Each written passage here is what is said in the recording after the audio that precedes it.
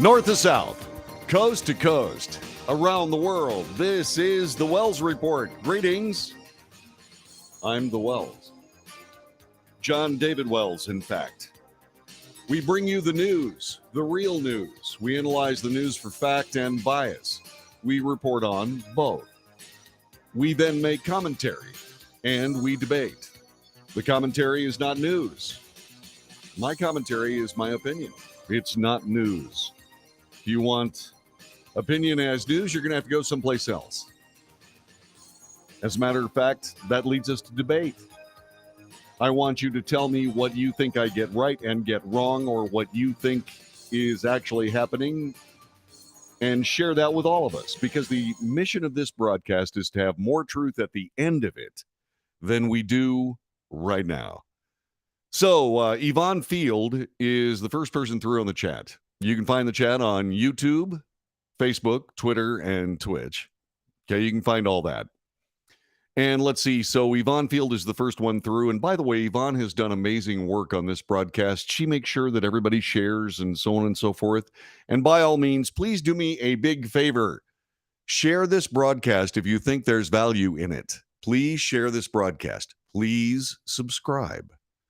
People notice when people subscribe to a podcast. Please do, especially if you think it's worthwhile. So we're going to be talking about President Biden's speech. There are an awful lot of people that are complaining about it from very interesting quarters, strangely enough. We'll have more about that coming up in just a couple of moments.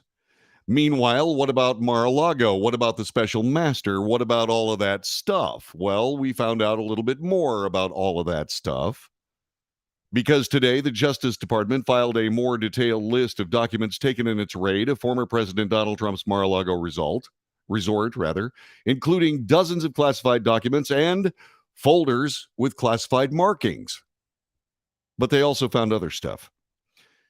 1,000 documents that did not have classified markings, several articles of clothing and gift items, and hundreds of printed news articles. The list was released per an order from Florida federal judge Eileen Cannon as she weighs whether to appoint a special master to check the documents for professional or potential executive privilege. The document includes little that was unexpected. A different federal judge unsealed a less detailed property receipt last month, which showed the FBI took several boxes of documents from Trump's property, which included various classified TS, top secret, and SCI, secret compartmented information, documents. Meanwhile, President Trump has complained publicly that the FBI took documents and items allegedly unrelated to the investigation. Once again, the Fourth Amendment is very specific. You may take what you think is evidence. You can't take everything. You have to specify what you're looking for and where it's located. They didn't do that here. And that's why the president is complaining. The Friday filing does underscore the massive amount of material the government took from Mar-a-Lago, including many government documents. This, by the way, from Fox News. It's also not clear why investigators seized items labeled article of clothing, gift item, because he was hiding important nuclear secrets in a sweater given to him by the Amalgamated Sweater Knitters Association. That's why. Yeah, that's also why they went through Melania's underwear drawer. So, by the way, the DOJ said it took 18 of those items. What for? What is so they can, undo the lining to make sure there are no documents in there? There might be just a little bit of Russian collusion in there, one of those little Russian collusion gnats flying around on the lining of some of President Trump's old clothes. Trump's legal team argues that Judge Cannon should appoint a special master for an independent review of the materials the DOJ took from the property. They say the Justice Department should not be trusted to be the final word on whether its conduct is proper. Do you agree or disagree? Do you agree or disagree with that? Is President Trump correct? Is the DOJ no longer trustworthy to review and assess its own evidence? Yes or no, and why? Because that's what this is, by the way. This is an attack on the DOJ's credibility, or it is a reflection of the DOJ's lack of credibility. Do you believe that the DOJ is trustworthy enough to be able to go through President Trump's documents and materials and possessions and fairly decide what is proper to be discussed and dealt with and what is improper to be discussed and dealt with? Give me a call, 817-379-2172. 817-379-2172. Just give me a buzz. That would be awesome. Justice Department lawyers, meanwhile, argue that appointing a special master is unnecessary. It would slow down their investigation into whether President Trump illegally possessed national security documents in his home. A review of those documents is not going to slow down anything. Go to your copy machine. You have clearances. Make copies of everything. Then turn over the originals to the special master. It won't slow you down a bit. See, this is just a canard. That's just misdirection. And I'm pretty sure that Judge Cannon is going to see right through it. The government conducted its initial search of Trump's home in response to what it believes a violation of federal laws, 18 U.S. Code 793, gathering, transmitting, or losing defense information. 18 U.S. Code 2071, concealment, removal, or mutilation. 18 U.S.C. 1519, destruction, alteration, or falsification of records in federal investigations. That's great. Destruction, alteration, or falsification of records in federal investigations. Isn't that fantastic?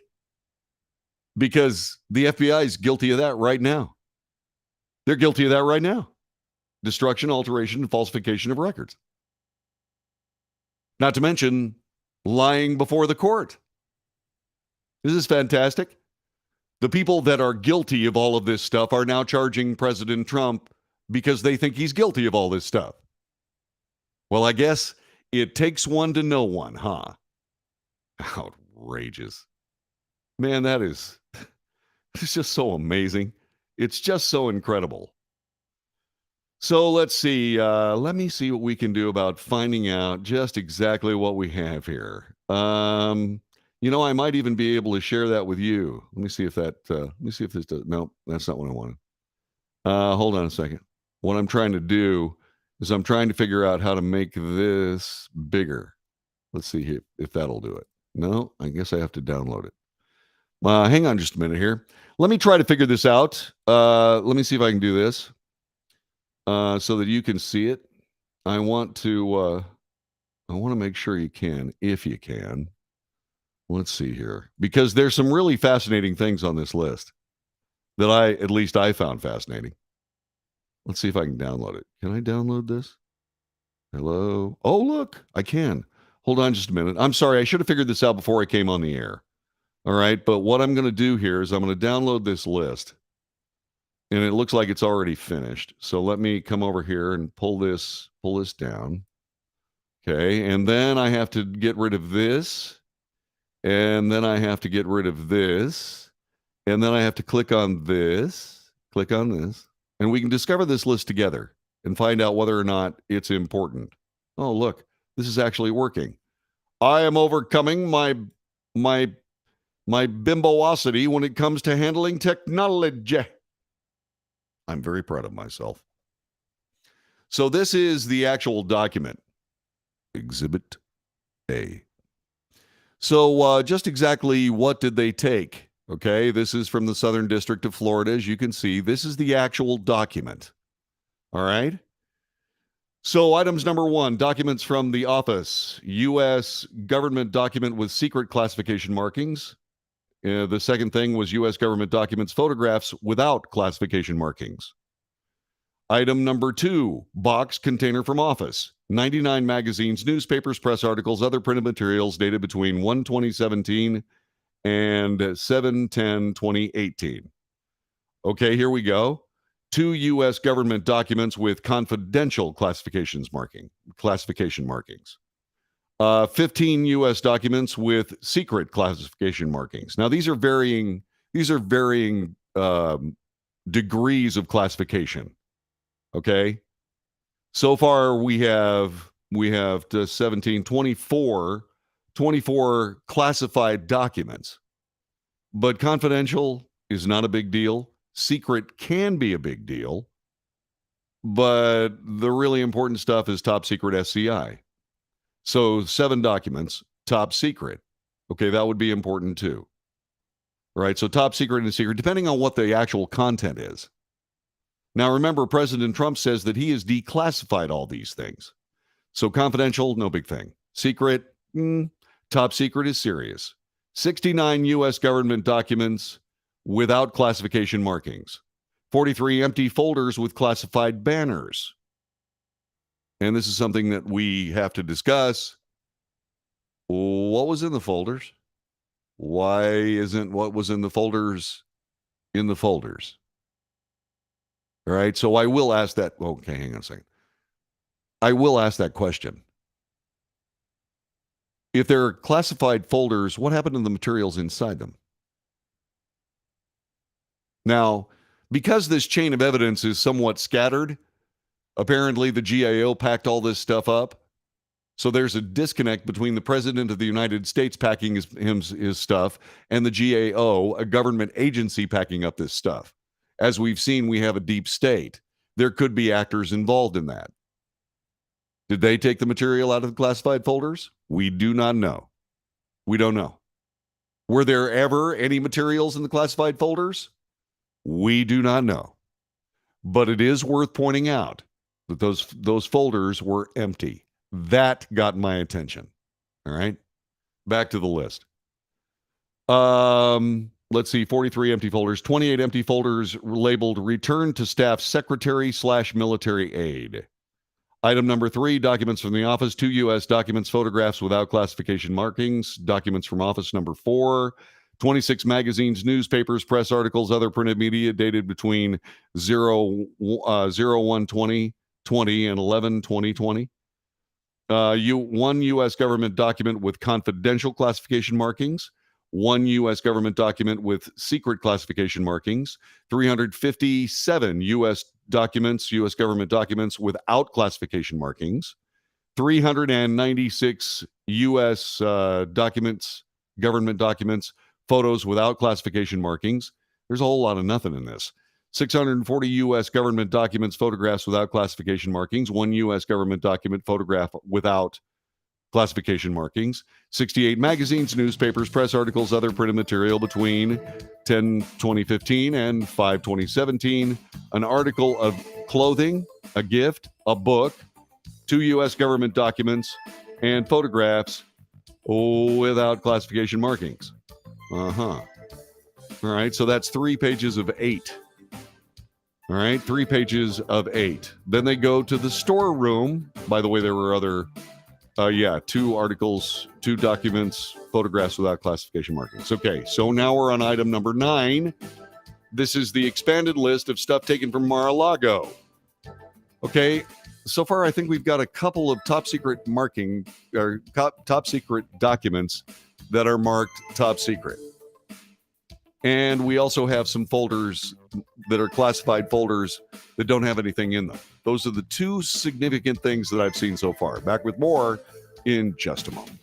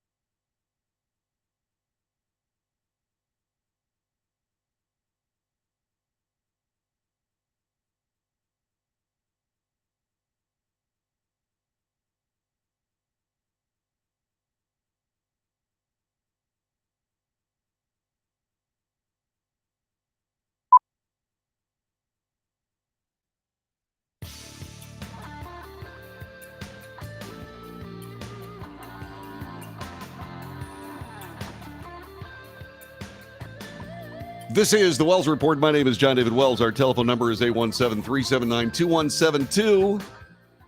Come on by. What's going on in the chat room here? Let's take a quick look at the chat. Let's see. Hi, guys. Like and share this feed, says Yvonne Field. Isn't she sweet? Sharing the religion, sharing the happy thing. Not this is a religion, by the way. By the way, if you find this show usable, please do pass it along to your friends. And for crying out loud, subscribe to it. Ring the little bell, light the bell so that you know when we're on the air. Okay, that would be very good too. So let's see what else. Mike Renwee says at one point the DOJ and the FBI were trustworthy, but no longer. Mike Renwee agrees with my circumstance of chain of custody. Mike also asks, hey, where are the nuclear codes? You know what? I'm looking for those. That's why we're going through the list. We're at item number 9. Let's see what else. Biowarfare secrets? Not that I know. Well, my internet connection died midstream, so I had to reacquire this stream. There you go. Gail Corpier, I'm not going to believe in the okey doke. Okay. Mike also asks, are there nudes of Taylor Swift? I can't answer that question. They're everywhere. I mean, I'm kidding. Let's see. So far, I've been letting you know. So far, what we have are 2 things that got my attention. I think there are 46 classified. Don't hassle me, Michelle. Come on. Don't slap my face. Come on. Anyway, 46, I believe, folders marked classified with nothing inside them. What happened to that material? If I'm an FBI agent involved in this scandalous mess, I'm at least going to ask that question. Now, there's no way to determine what happened to those materials because the chain of custody, the chain of evidence has been broken. But I still would like to find out what was in those files.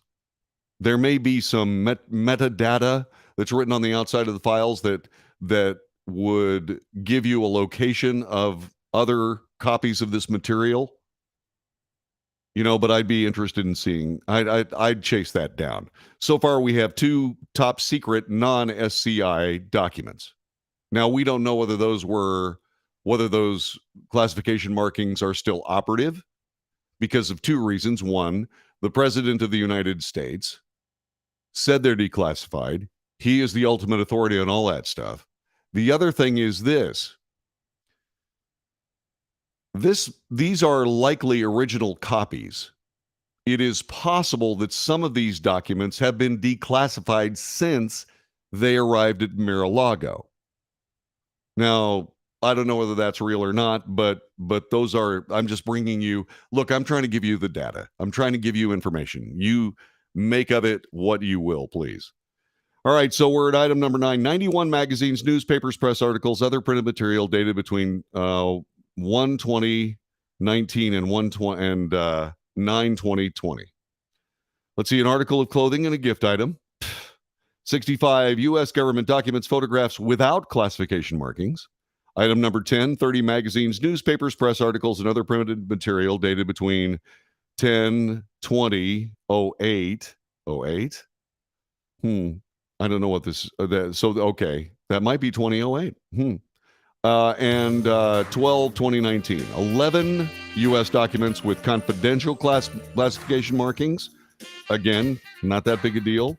21 U.S. government documents with secret classification markings. Could be a big deal.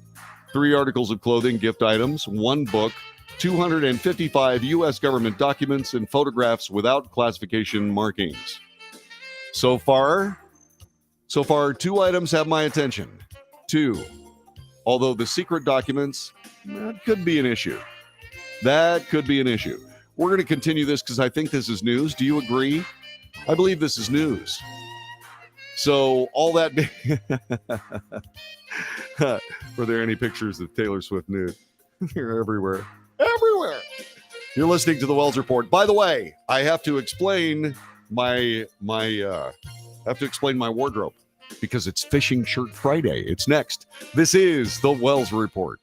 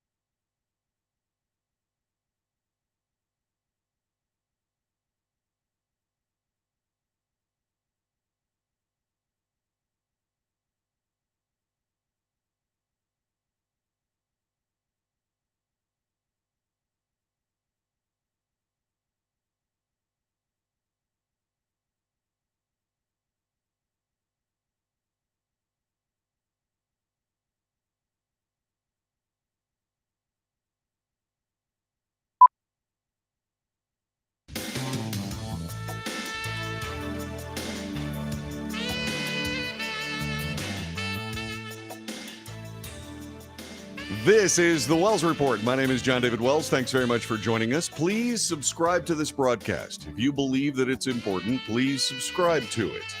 Also, share it with your friends. You can find it on Facebook. You can find it on YouTube. You can find it on Twitter. You can find it on Twitch. Let's grow this show. What do you say? I think that would be a good thing. We're going through the more detailed list. This ordered by federal court or federal district judge Eileen Cannon. The DOJ had to put this out. So far, we're, let's see, on page 4 of 8. We're halfway through it, and a few things that got my attention. 46 classified folders with nothing in them. If I'm an FBI agent, I want to chase those documents down. Where did they go? Mr. Trump, we need to know where those things went, if you had anything to do with them. Since there is still no reason for us to believe that President Trump has any kind of criminal culpability. It's Friday. Culpability. I can't do it. Culpability. Then, and since he's innocent until proven guilty, I just want to find out where the documents went. But that's something we need to keep track of.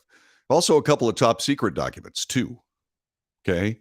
Others are secret. Those are also important. But we don't know yet. We don't know exactly what they mean. We don't know whether or not, since these are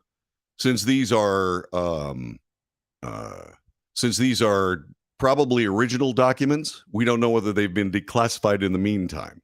We don't know. The rest of them, no big deal, at least as far as I'm concerned. But those are the things that we found so far. Let's keep working on this. We're about halfway through it. So let's see. One book, I think I told you this, 255 U.S. government documents, photographs without classification markings. Let's see what else. This is item number 11, box in a container from the storage room, 116 magazines, newspapers, press articles, other printed media, dated between 06-2019 through 08-2020. 8 U.S. government documents with confidential classified markings. That's important. Well, that's not important. 1 U.S. government document with secret classification markings. Again, based on what we don't know and probably never will, that could be important. And 2 more U.S. government documents with top secret classification markings. 104 U.S. documents, photographs without classification markings.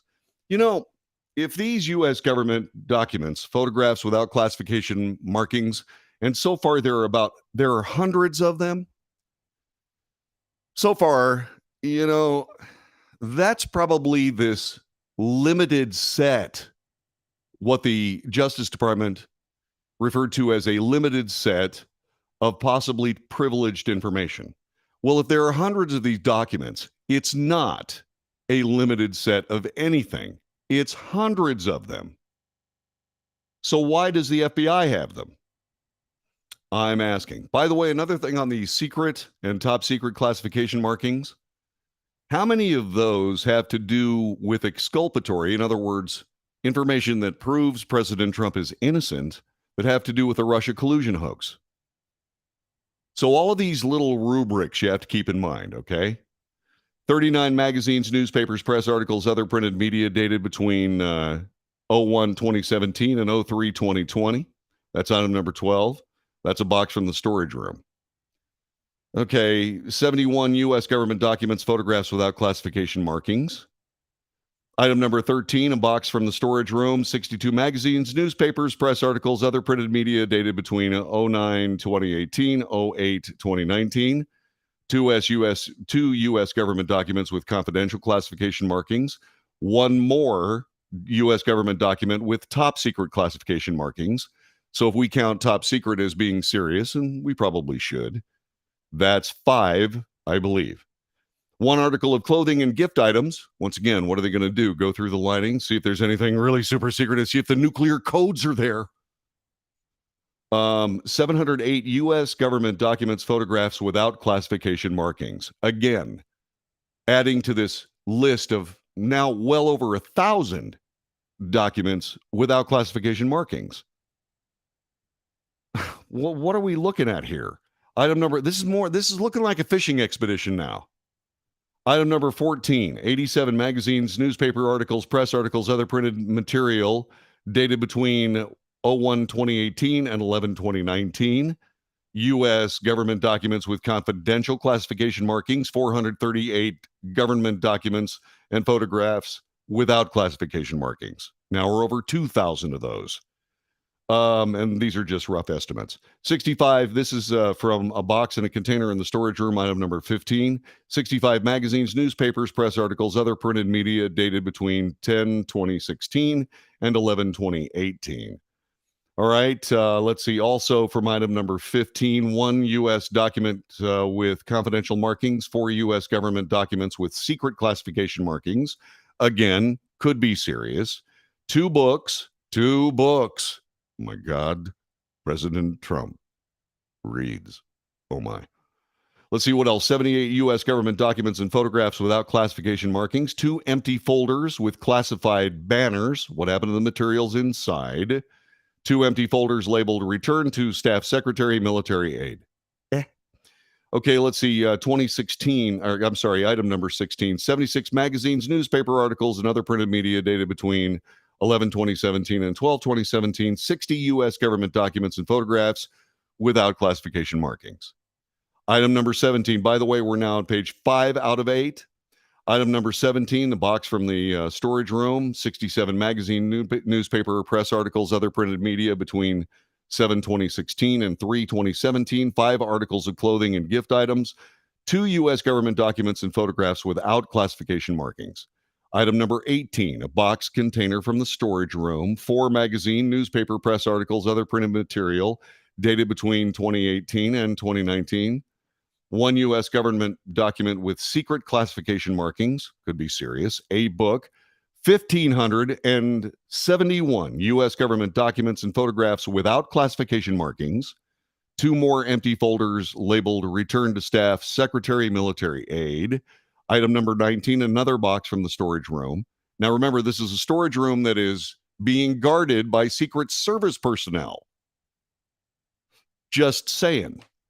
53 magazines, newspaper, press articles, and other printed material dated between May of 2016 and January of 2020. U.S. government documents with confidential classification markings.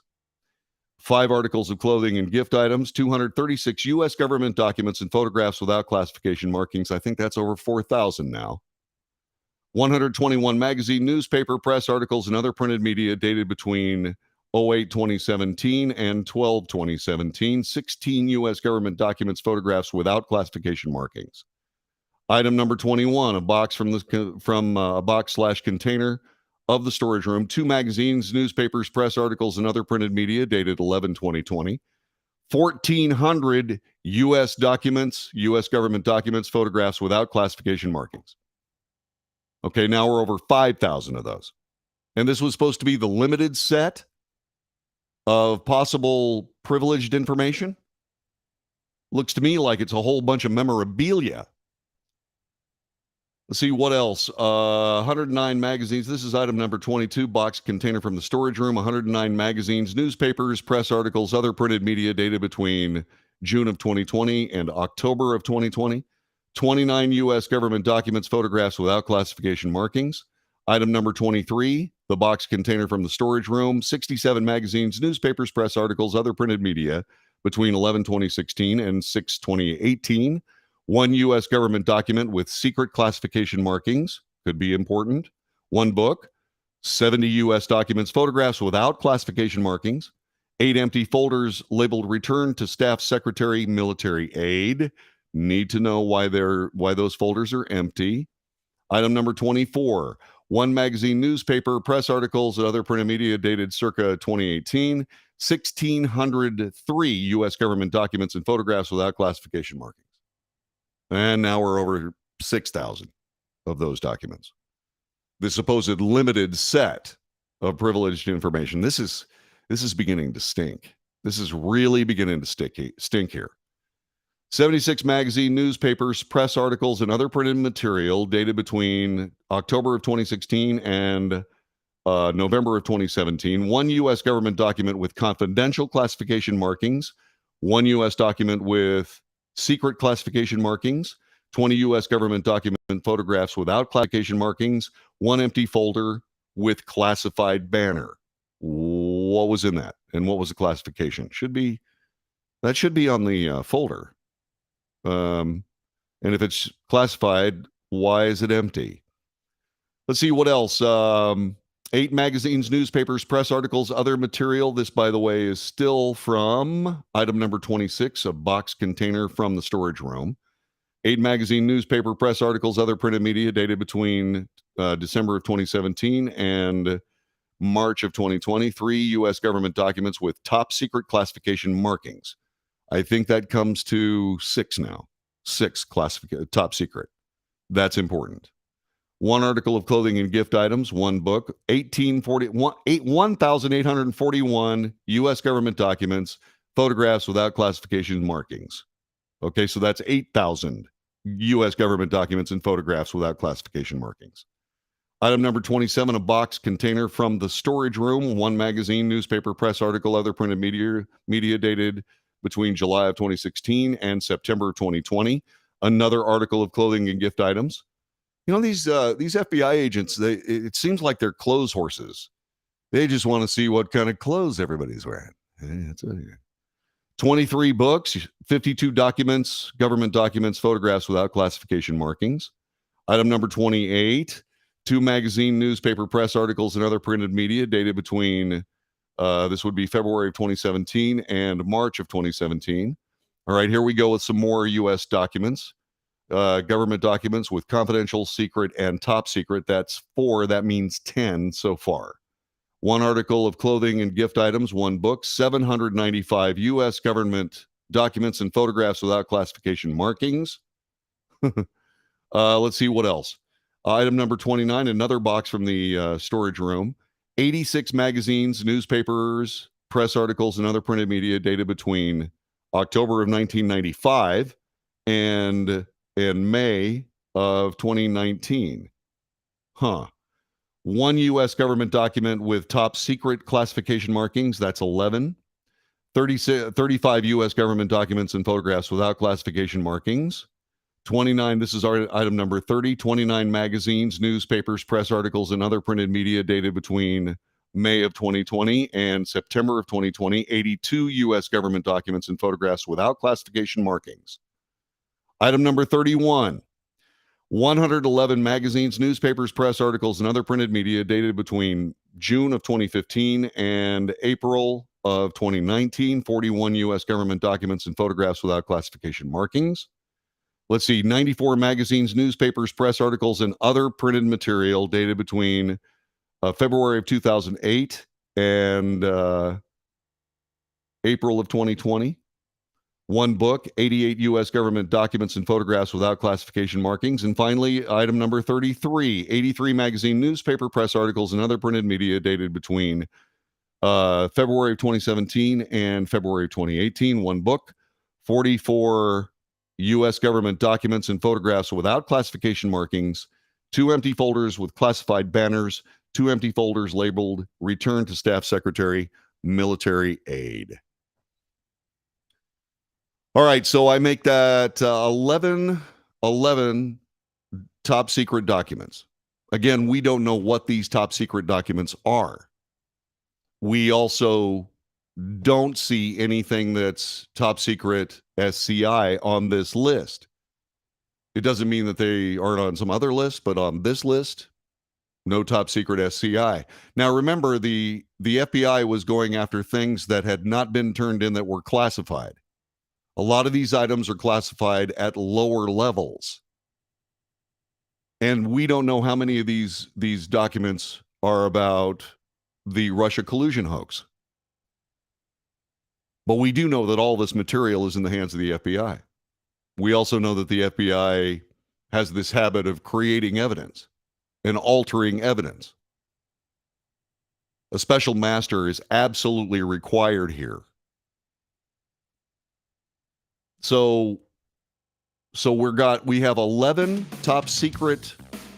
They went after 11 top secret documents. The president said that these documents were already declassified by him. So let me ask you another question. Okay, we got all this, and E8 copy, sure, save it, whatever. Anyway, so what we got here is we've got a whole lot of nothing. We have about 10,000 U.S. government documents and photographs and so on and so forth that have nothing to do with any of this. The preponderance of the evidence makes this look really, really bad, depending on what the top secret documents are. I also am very concerned about those empty folders, and so I'll be keeping my eyes open for that, and you should too. This is the Wells Report. Back in a moment.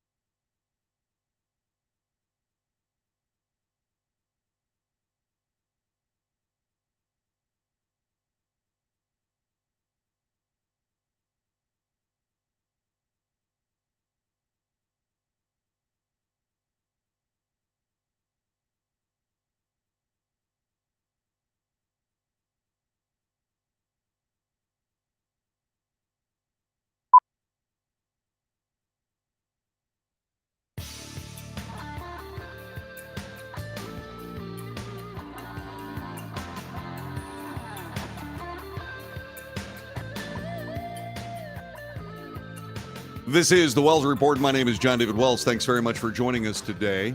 It is arguably the first day of the Labor Day weekend. It's going to be a nice one. By the way, the Wells Report will not broadcast on Monday, Labor Day. We're going to be taking the day off. I'm going to be trying to figure out how to burn meat on my barbecue.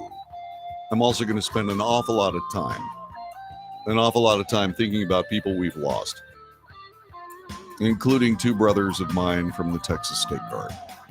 Yeah. Those are the guys I'm going to memorialize this year. By the way, anything I say about the Texas State Guard has nothing to do with the Texas State Guard officially or the Texas Military Department. What I say about the Texas State Guard is solely my responsibility. I want to make sure you know that. I say that every time I bring that up because there are some people who are nervous about me having this broadcast and still being a member of the Texas State Guard, but I have absolutely been completely careful about everything I say having to do with the world's greatest state guard. And in my humble opinion, the world's greatest military department anywhere, but certainly the Texas Military Department. I revel in the opportunity I have to serve with some of the greatest soldiers in the world. And I would do nothing to jeopardize that. By the way, I have nothing to say that would jeopardize any of that. I have loved every moment that I've spent in the Texas State Guard, every single one. And it's been, man, in February, it's going to be 14 years. 14 years. But please keep those two things separate. What I say about the Texas State Guard and the Texas Military Department is my sole responsibility. Okay, just make sure you understand that. So, what do you think about all these? What do you think about this trove of information that we have from the FBI? Now, remember, there's a picture out there that says secret compartmented information. How come that's not on this list? The actual picture showed folders with papers inside that said TSSCI. How come that's not on this list? Why would they leave that out? They still have top secret information. Why wouldn't they give the rest of it? At least, I mean, I didn't learn anything about those top secret documents. Did you? All we know is they were top secret. Is it serious? Sure it is. Sure it is. I'm interested in these folders that say classified on them. That might be the classification rating, but they usually parse that out to either confidential, sensitive, confidential, secret, top secret SCI. So what are those? They're empty. Mr. Trump, I need to know what was in those folders if you know what was in those folders. At this point, I'm certainly willing to give you the benefit of the doubt. But I would like to know what was in those empty folders. Now, there's no way for us to learn, and there's no way for us to ascribe any kind of miscreancy to President Trump because the chain of evidence is broken. So we don't know. But why is it that there were pictures? Why was there a picture of top secret SCI folders out there that had materials in them that was whited out, and they're not on this list? That's an interesting question. I'd like to have that answer. But let's just, I've told you what I'm concerned about. Concerned about the top secret materials there. There are 11 of them. Hillary Clinton had 16. I'm still concerned a little bit about, I'm concerned about the empty folders, not the ones that go back to a military aid. That's not what I'm not concerned about that at all. But I am concerned about the ones that are classified and empty. I believe there was also a top secret document that was empty as well. That's important. The secret ones are also important, but we don't know what they deal with. And anything that is political, anything that is top secret or secret that is of a political nature, mox nix. Nobody cares. Nobody cares. It could be, don't get me wrong, there can be political materials that are serious. But when it comes right down to it, I don't think there's anything that's top secret about anything political. I just don't think that holds water. So that's what I think. Just my opinion. What about yours? Did you see anything in here that got your attention? Mike says, is there anything there beyond a reasonable doubt? When you consider the checkered past of the FBI handling evidence and appearing in front of federal courts with altered and created information? Not at this point. If the FBI reputation wasn't in tatters, I'd be looking at this a hell of a lot more closely. And don't get me wrong, I'm not, I'm not a Trump apologist. What I'm trying to find out is whether or not you're moved by anything that you heard about on this list. Go to the chat room and tell me what you think. Go to the chat room and tell me what you think. Aw. Aw. Colonel David Aronakis said, Your 14 years protecting Texas has made a huge difference, and you're a great Texan. Thank you, sir. No one got me. This is the Wells Report. We'll be back with more coming up in just a moment. Boy, that came as a surprise. Thank you, sir. Back in just a moment.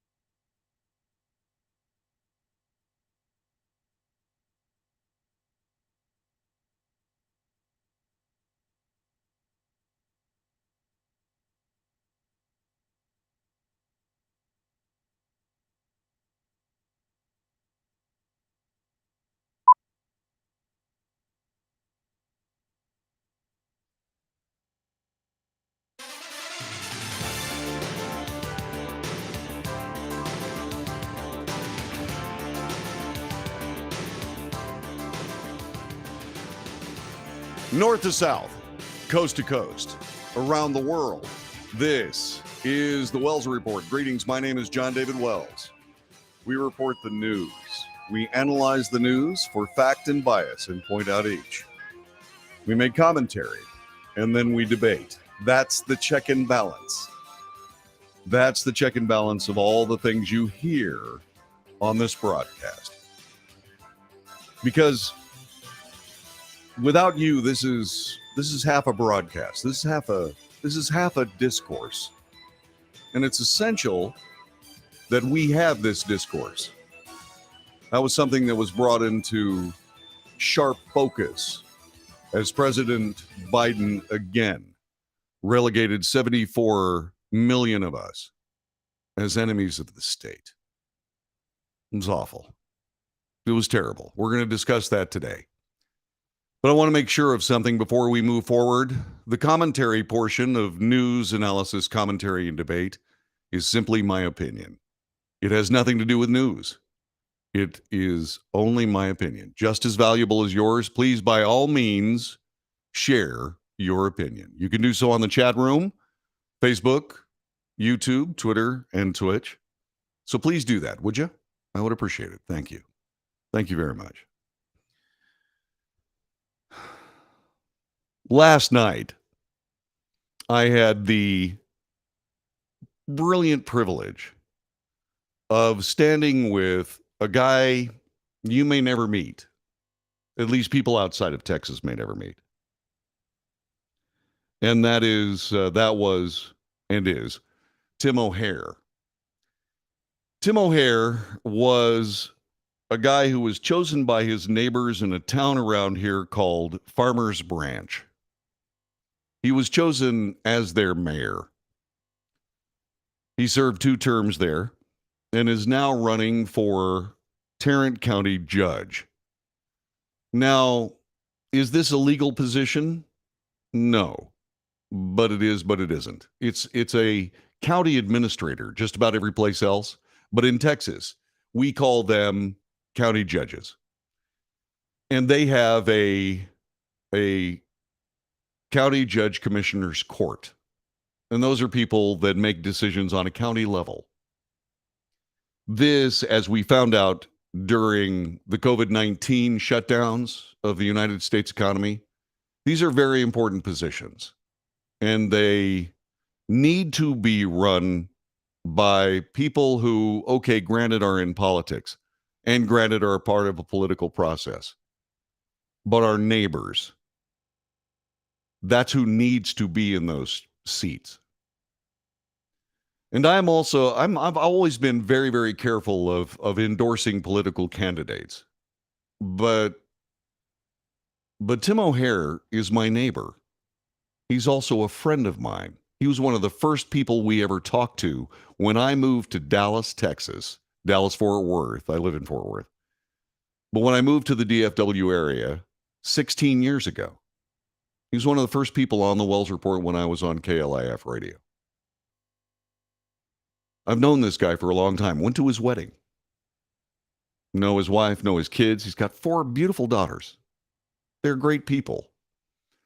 And I was honored to be the master of ceremonies for last night's official kickoff of the county judge campaign. By the way, if you have any pictures, let me get this right. By the way, I forgot to tell my publicist that I was doing it, and she yelled at me today. Jube Dankworth, she yelled at me because I didn't tell her about it. Publicists are useless if you don't tell them what you're doing. So I kind of moroned out on that one. Oops. She let me hear about it. Ow. Anyway, as a part of that kickoff last night, I asked the crowd to give them a round of applause.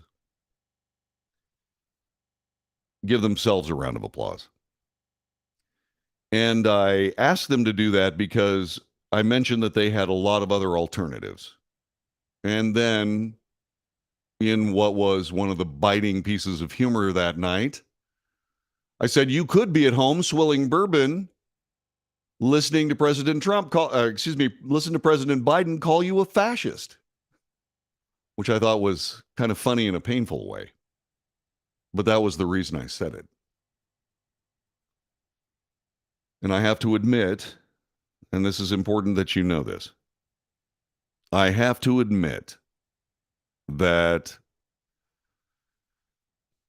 I did not want to listen to the president speak last night. I was glad that I had the opportunity to be the master of ceremonies for this campaign kickoff. But part of that privilege was a rescue from listening to the President of the United States denigrate 74 million of us again. 74 million of us. It's one of the saddest things I've ever seen. An American president denigrating half of his countrymen. So even though I'm a news guy, and even though I cover the story, and even though I had something else to do, I still am at odds with a president who would hurt us for the sake of politics. And he did again last night. Now, I wasn't being negligent because I knew that there would be news coverage of it, and I have it right here in front of me. But I did want to make sure that you knew up front, just as I said when I watched enough of the January 6th committee hearings to realize that I was looking at the ramblings and delirium of a lynch mob. When I realized there was going to be no give and take, no other side of the story, when I realized that everything they presented was carefully edited to damage President Trump as much as possible, without any kind of balance in any way, shape, or form, I realized what's the difference between the January 6th committee and the national nonstop anti-American screed that I hear on MSNBC. And since most of the people making screeds like that are getting fired at CNN, they're doing that now. But one of the reasons why it's an act of will to watch CNN is because they're going to crap on my country again. And they're going to crap on my countrymen again. And they're going to carry water for the Democrat Party again. And the Democrat Party has failed to rid itself of communists in their midst. Oh, they call themselves progressives. They're less concerned about calling themselves socialists. So at least they're being somewhat honest. But they're just plain degenerate communists. And they're bent on changing this country into something those of us who lived in real America, wouldn't recognize.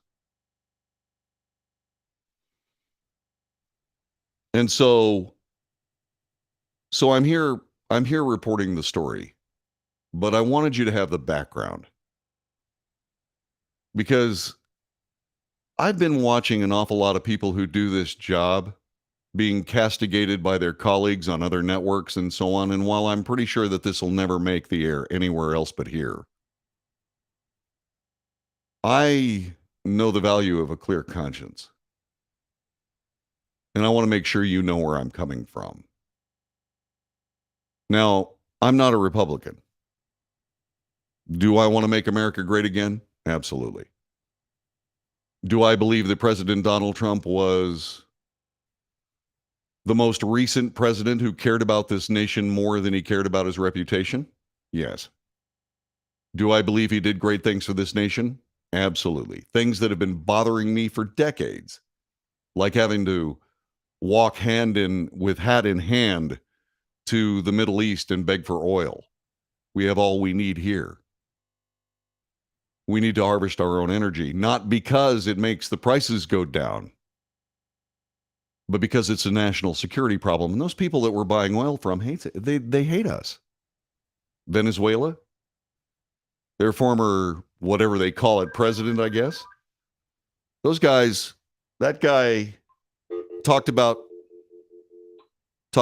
the evil sulfur stench after he took the podium at the United Nations following President Bush. And we're asking them for oil? Why? Why are we doing business with those people? So here is the president. So yeah, Donald Trump did great things. Employment at record levels among people that have trouble getting jobs. That was heartening to me. Prosperity, finally.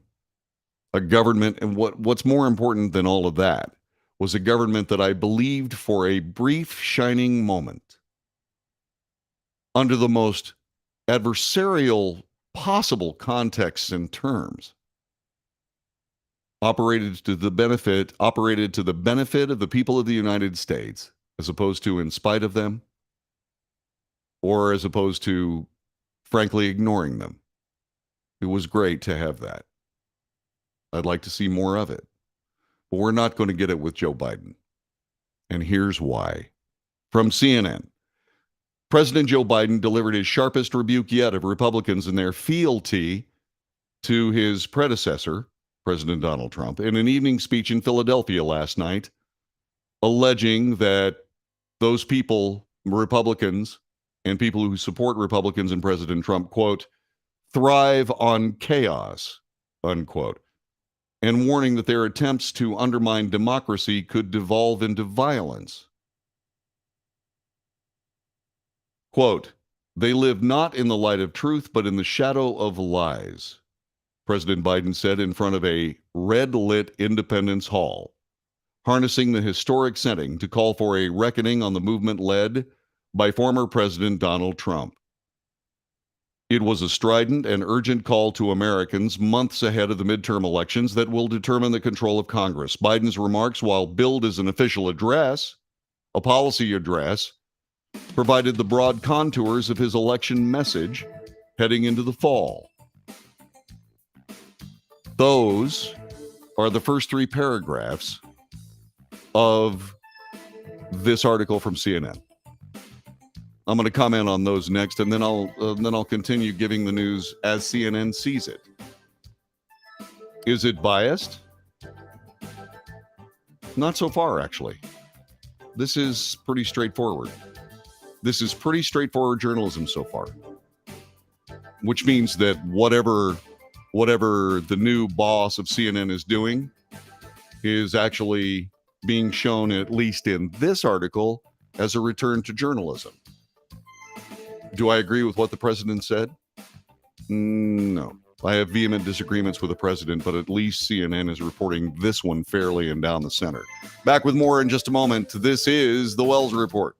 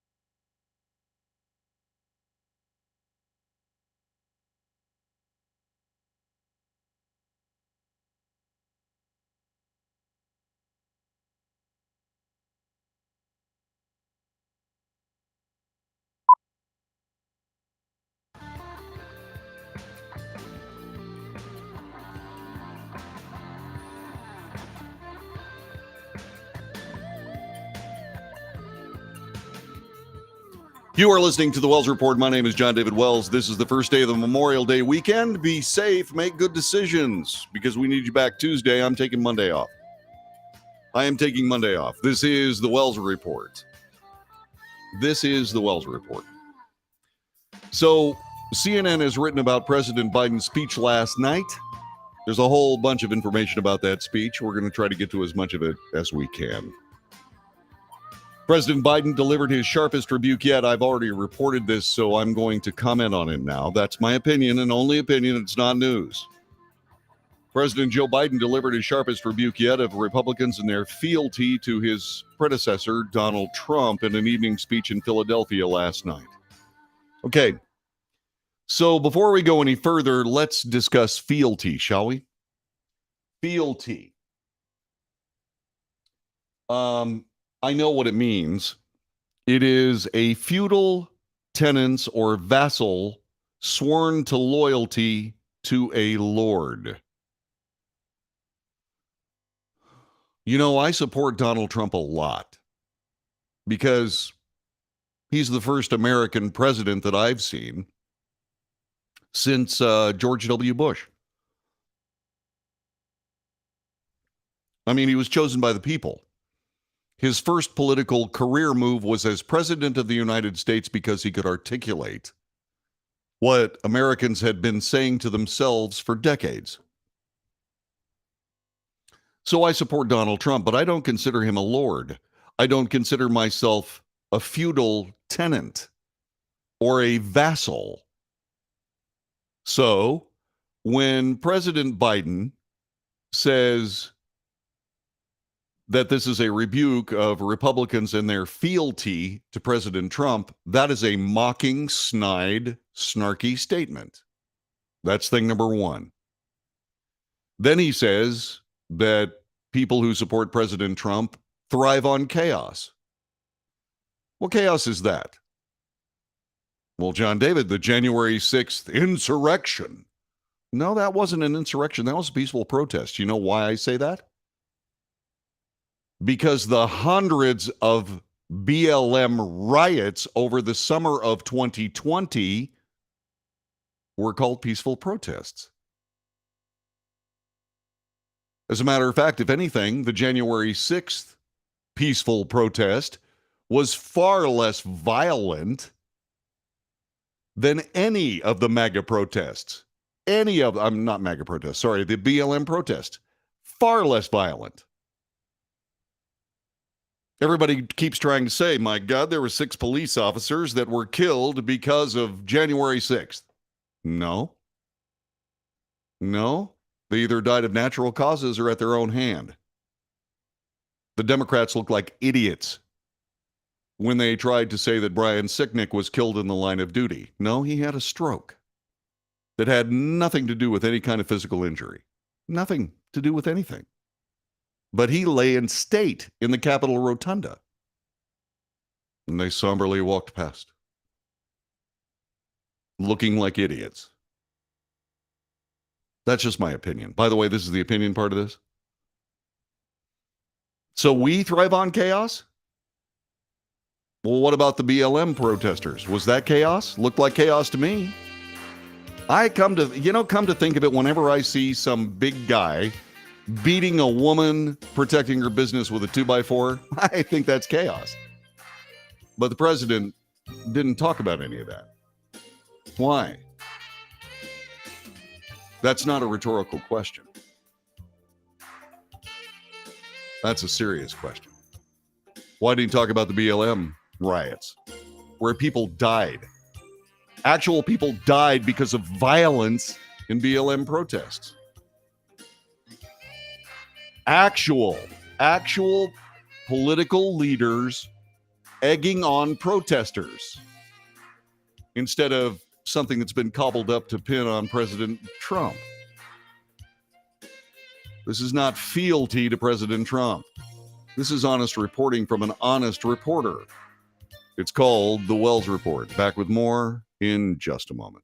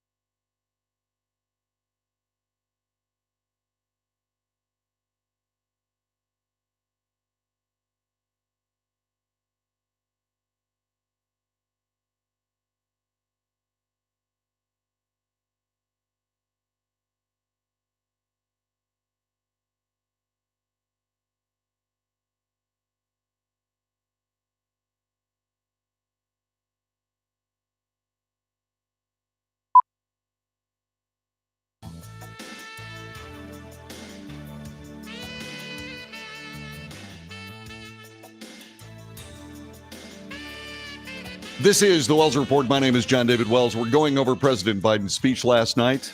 No, I didn't watch it. I was doing a personal appearance for a dear friend of mine and neighbor running for high public office here in Texas.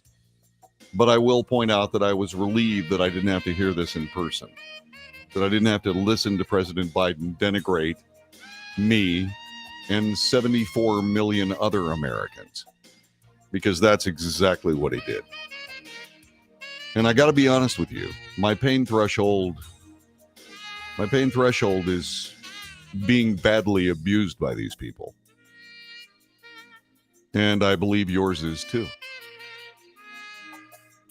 So we were going through CNN's coverage of the speech, and I did that on purpose because CNN heretofore has always been skewed violently left. Although, in this particular article, all I'm seeing is honest reporting on the part of, and I want to point this out because CNN needs to hear that they do good when they do good. Kevin Liptak, Phil Mattingly, and Caitlin Collins.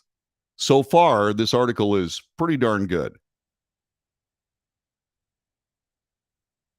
It's Mountain Cedar time here in Texas, and I'm having a very serious attack of mountain cedar. God, I hate that stuff. So I went through the first three paragraphs as news delivery, and I'm going to get to the other paragraphs here in a minute, but I'm going to move to paragraph 2. If you missed what I said about paragraph 1, just go back to the last segment. President Biden said in front of a red-lit Independence Hall, quote, "They live not in the light of truth, but in the shadow of lies," unquote. By the way, the historic setting was used as a way for the president to be all-American, I suppose, and call for a reckoning on the movement that was led by former President Donald Trump. It was a strident. Okay, so I'll comment on that. First of all, they live not in the light of truth, but in the shadow of lies. Mr. President, have you lied to the American people? The answer is yes, you have. On far more serious things than the nonstop cavalcade of lies as reported that President Trump was telling. You know what I did? I sat down once and I listened to, they numbered the amount of lies, so-called lies, from President Trump. And they amounted to somewhere along about 12,000 lies. I actually worked it out. That works out to 3 reported lies every single day of the Trump administration. Every day. And the thing about that was it's not possible. It's not possible to have anybody lying that much. And oh, by the way, this was from a mainstream media whose coverage was 95% negative on President Trump. So President Trump being called a liar, not that big a deal. On the other hand, Mr. President, your lies stick. They absolutely stick. You said that we weren't going to leave Americans in Afghanistan, and we did. You said we weren't going to hang our allies out to dry in Afghanistan, and we did. That's just one of them. They're all over the place. But because you don't have a mainstream media that reports 95% of your activity is negative, you don't get to call somebody else a liar. That's thing number one. Let's talk about that red-lit Independence Hall. Why red? They could put any color in front of Independence Hall they wanted to, but why red? Especially when the color of your political opposition is red. What about if it's red because you're communist and you're trying to be too clever by half? See, that makes more sense to me than actually picking red in the first place. He's a Democrat. The color of the Democrat Party is blue. Why wouldn't it be blue? That's just some smug leftist progressive trying to be smarter than you. We'll put red up there. We'll put red up there. Yeah, we'll put red up there, and they'll never know. Yeah, we'll know. Then he goes on to say, it's a reckoning. By the way, one more thing about Philadelphia Hall.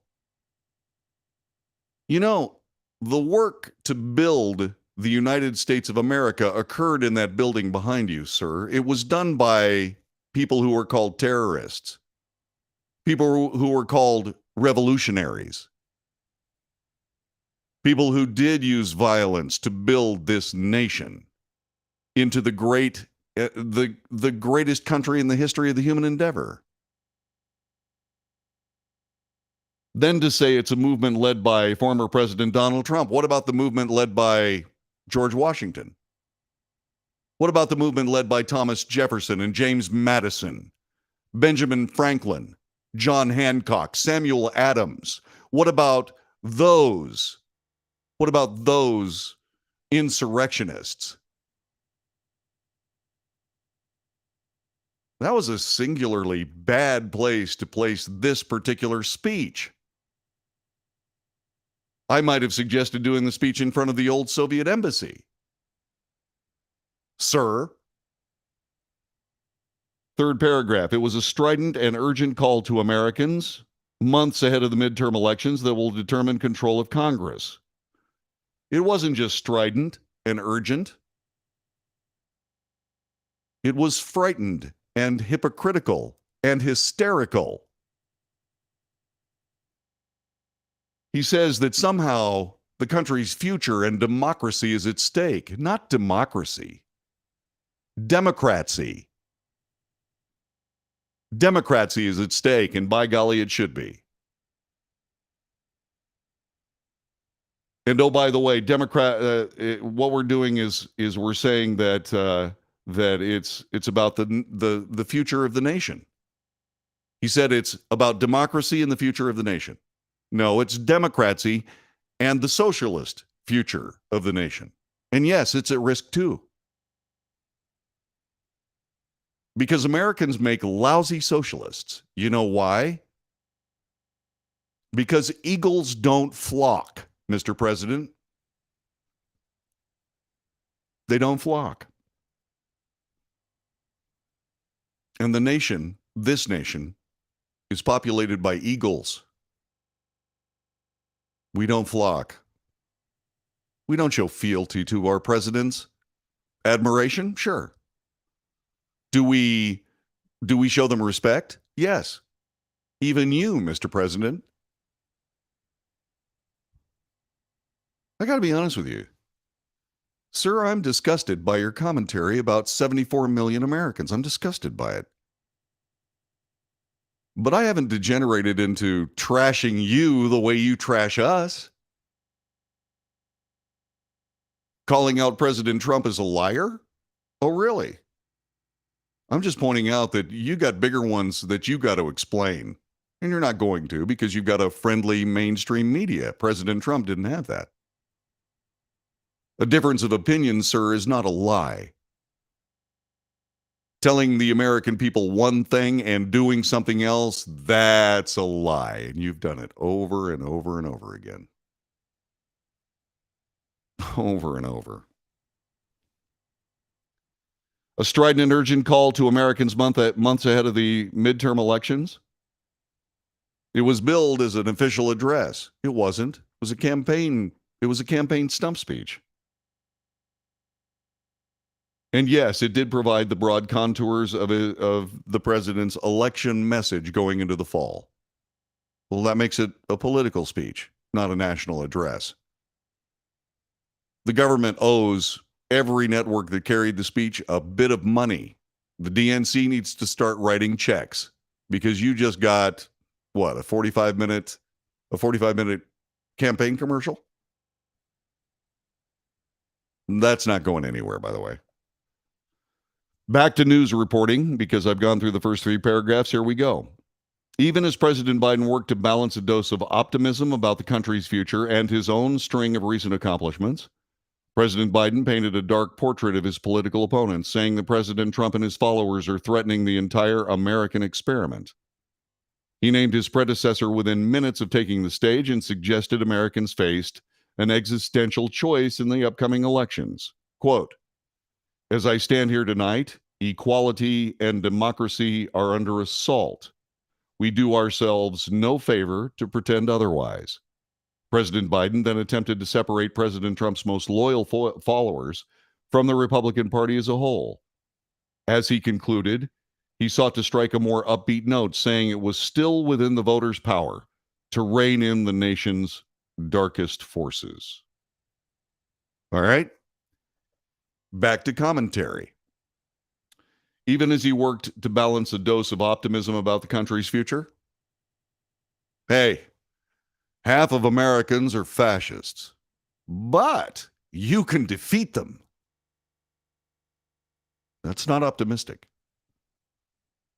It really doesn't make any, when you consider that the history of fascism includes the death of 6 million Jews, calling somebody a fascist in the United States is, anything that happens after that is valueless, no matter how optimistic it is. Don't you think? Really, don't you think that? Biden painted a dark portrait of his political opponents. True. Dark. And oh, by the way, not correct. Inaccurate. In fact, you might even say he was lying about his political opponents. And he doesn't have any excuse on that. Why? Because he's a senator. He was a senator before he became a vice president. He was a senator before he became a president. In the Senate, they have a rule. Do not mischaracterize or even comment on the possible motivation of your fellow collegial senator. Don't do that. Don't question their motives. Why are you questioning the motives of the American people? How dare you, sir? How dare you? He said that Trump and his followers, 74 million of us, are threatening the entire American experiment. I disagree again. No, we are threatening the leftist, progressive, socialist experiment. And yes, we are threatening that. It's absolutely true. Completely true. You are right, Mr. President. That is not a lie. You are completely correct. But your terms are wrong. Terms are wrong. Painting a dark portrait of your political opponents? Why? Aren't we patriots too? No, we're fascists. Does anybody think about this before they actually write it down for a president to read? Does anybody actually read the speech first? This is not how a president speaks. This is how a commissar speaks. This is how a general secretary speaks. This is how a communist speaks. And we know. You can go right back into the archives of any place you want to go. YouTube ought to do it. Read some of the commentaries about America from Leonid Brezhnev, Nikita Khrushchev, Alexei Kosygin, any of those guys. It wasn't until Mikhail Gorbachev, who just died recently, that reality crept into the Soviet system, only to be pushed aside by those who believe that they are far greater than us. So much smarter. So incredibly smart. So incredibly smart that they can just run circles around us without us even knowing. Like that red light on Philadelphia Hall, Independence Hall. They'll never know.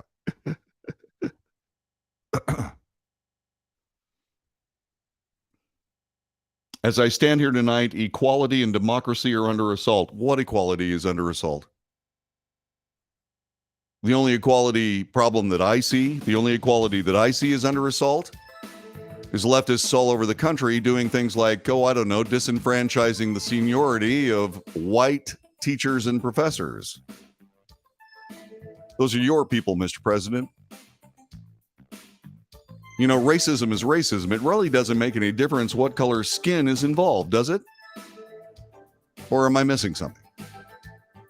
I mean, is racism okay as long as you're discriminating against white people? Is that what you're saying?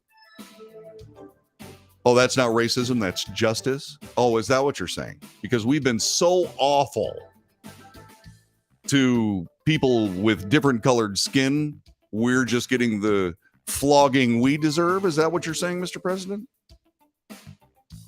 No, you're probably not saying that, but certainly the people that are telling you what to say are saying that. Again, just my opinion. This is the Wells Report.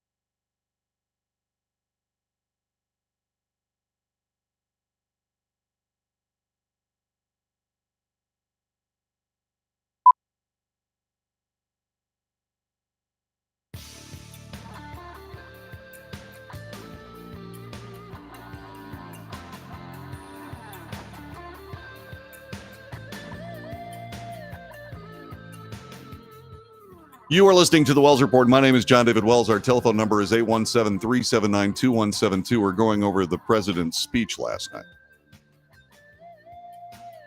And it's epically painful.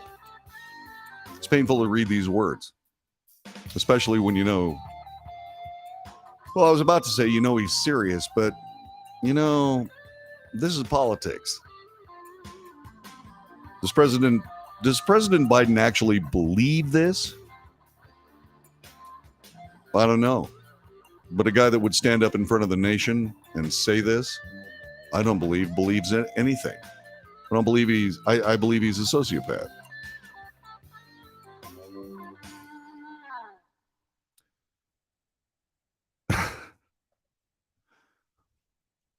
There's somebody messing with me on the chat room.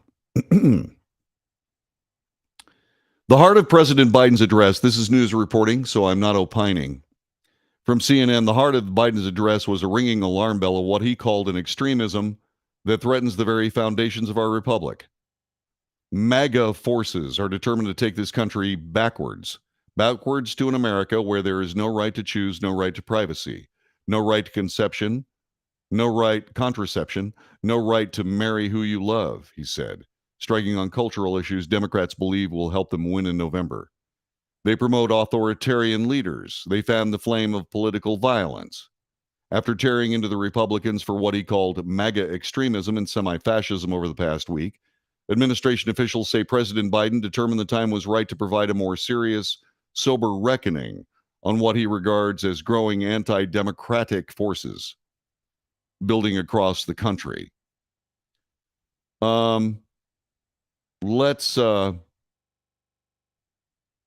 Let's go back to, let me go back to opining here. MAGA forces.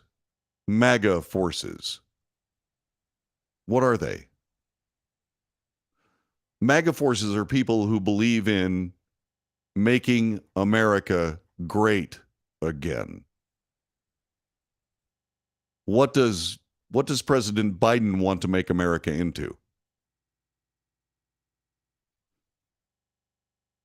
Because the people that he's degrading want to make America great again. Make America great again, MAGA. What does he want to make America into? A socialist political playground. That's what he wants. He says there's no right to choose. Backwards, he wants to take America. We, the MAGA forces, want to take America backward to a place where there's no right to choose, no right to privacy, no right to conception, no right to marry who you love. Those are terms that all fall into what's called race baiting. That is the exploitation of racism, which, by the way, is not racism. No, it's politics. Nobody said anything about contraception. Nobody said anything about marrying who you feel like marrying. Nobody said anything about that. There was a Supreme Court justice that said, the Supreme Court doesn't get to legislate rights from the bench. We don't get to add to the Bill of Rights with 9 people who weren't elected. No, you do that through Congress in a constitutional amendment process. Considering the racist past of the Democrat Party, there's absolutely no reason to believe that there would ever be a constitutional amendment that protects any of these things. Why? Because it's too important to political. These are too important political issues that can be used to leverage anger among the people that you want to make angry. And in other words, frighten into submission the people that you want to vote for you.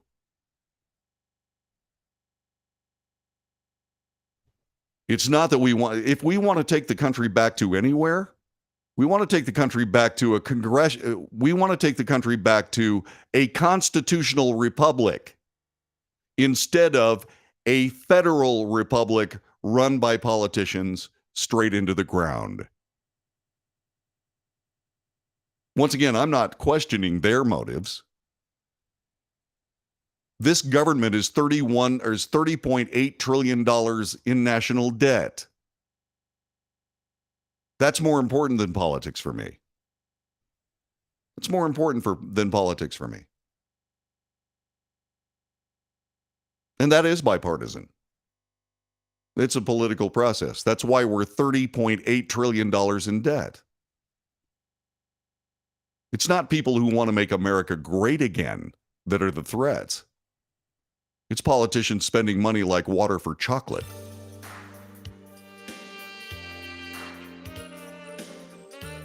MAGA extremism. Semi-fascism. How can there be semi-fascism? Fascists killed 6 million Jews. Somebody pointed out, John, you use the word fascists when you say leftist, progressive, socialist, anti-American fascists. Yeah. How many people have they killed? Well, let's see. Tens of millions. Tens of millions of people have been killed by leftist progressives. Maybe over 100 million. Because Stalin was a leftist progressive.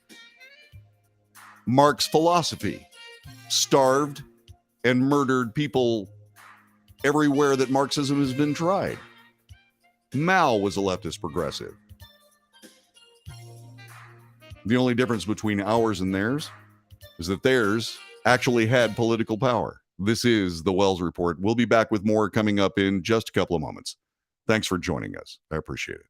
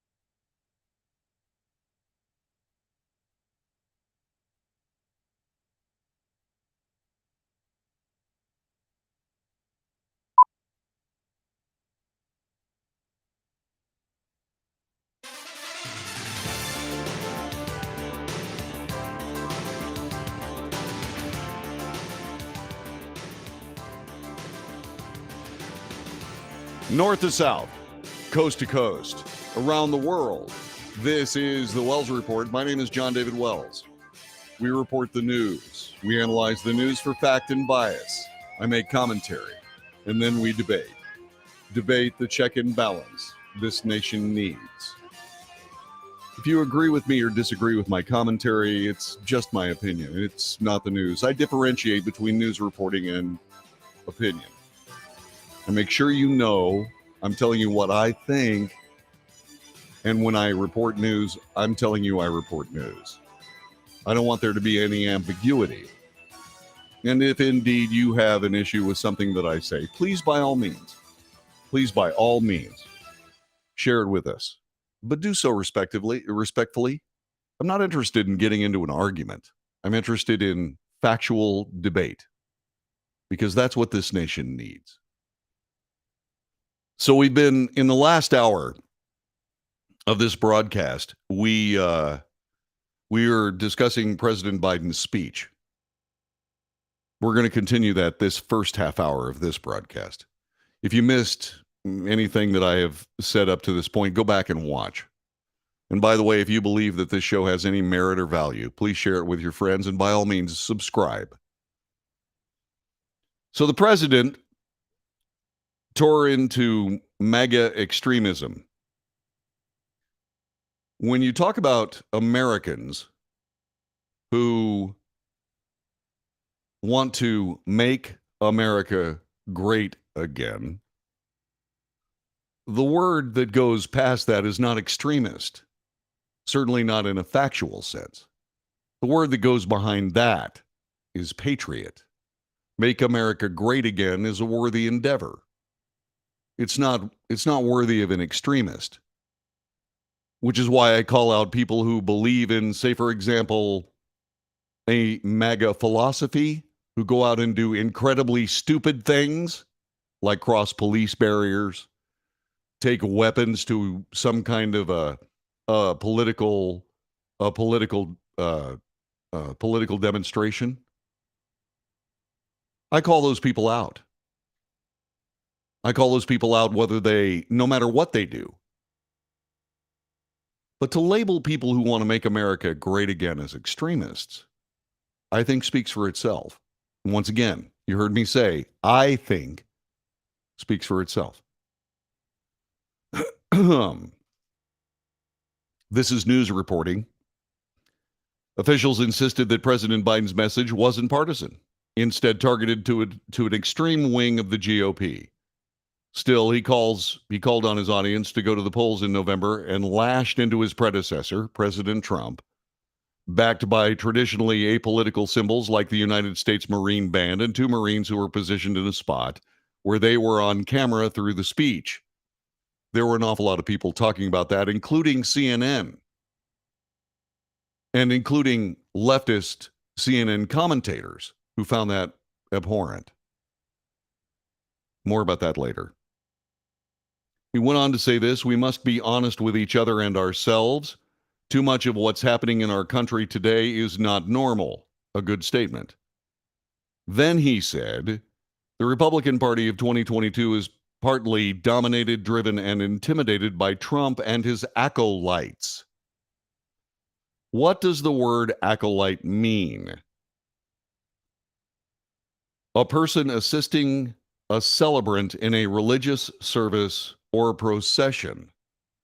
Again, this is a smug, snarky mocking of people who want to make America great again, trying to cast us in a light that believes that Donald Trump is some sort of deity. It is not the case. It is not the case. Just as anybody who thinks you're the greatest thing, the greatest president ever elected by the people of the United States, those people, are they your acolytes, sir? Once again, this language is inflammatory. It is beneath the office of the presidency, in my view. Again, in my view. There were 300 people there.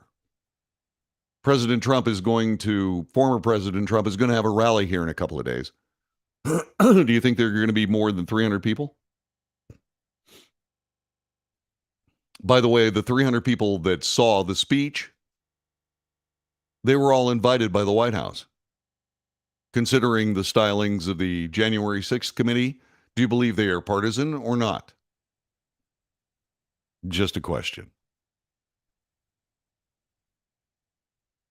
So let me go on with news reporting now. A crowd of 300 invited guests, a mix of elected officials and dignitaries, along with Democrat supporters, watched President Biden speak from behind panes of bulletproof glass. It was a short distance away from where President Biden formally announced his bid for the presidency in 2019, striking similar themes about the battle for the soul of the nation.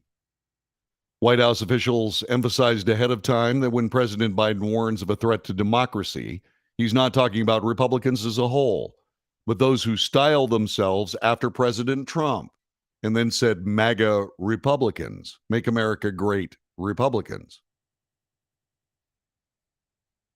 Ahead of the speech, Ronna McDaniel, the chairwoman for the Republican National Committee, said that Biden was dividing the nation. Do you believe that's true? President Biden is the divider in chief, epitomizes the current state of the Democrat Party, one of divisiveness, disgust, hostility towards half the country, unquote. That's a political statement. That's her opinion. So let's get to some other things here. Okay, there are a lot of things that I need to get through in this half hour. Like I said, the President of the United States hurt himself in the nation today. Out of USA Today, this is said as it's called news, but it reads like an opinion piece by Candy Woodall from USA Today. Propelled by a series of recent political wins, President Joe Biden is revving his offense and pushing a message of democracy in peril. But some political analysts in battleground states questioned whether the president's somber tone last night in Pennsylvania and stark warnings about the State of the Union will have any impact, or even if it was necessary. Several analysts say the best winning campaign argument Democrats have 2 months out from the midterms is that they are the party of abortion rights. The Dobbs decision overturning Roe v. Wade in June has been the biggest motivator for voters and has cross-party appeal, according to multiple polls and primary results. Roe is more motivating for women than having women on the ballot in 2016 or 2020. It's bringing cross-party voters and new voters in swing independents, according to Grassroots Midwest CEO Adrian Hemmond. MAGA forces are determined to take this country backwards, said the president. Yeah, backwards to a constitutional republic, not a progressive socialist nightmare, Mr. President. He later called on all Americans to be more committed to saving democracy. For a long time, we've reassured ourselves that American democracy is guaranteed, but it is not. We have to defend it, protect it, and stand up for it, each and every one of us. That is true. That's absolutely true. But he's not calling on Americans in this speech, not calling on all Americans in this speech to be committed to saving democracy. He's calling on half the nation to save democracy. Not democracy, democracy. The ideologies of Democrats, not democracy. Democracy is fine. Democracy is half the nation feeling otherwise, Mr. President. This is just my opinion. That is democracy at its very best, not a threat to democracy at all. Is it a threat to democracy? Sure it is. And one last thing on this, respectfully,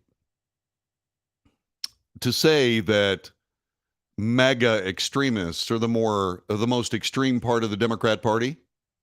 Okay, let's say there's some merit to that. What about the progressive left in your party, sir?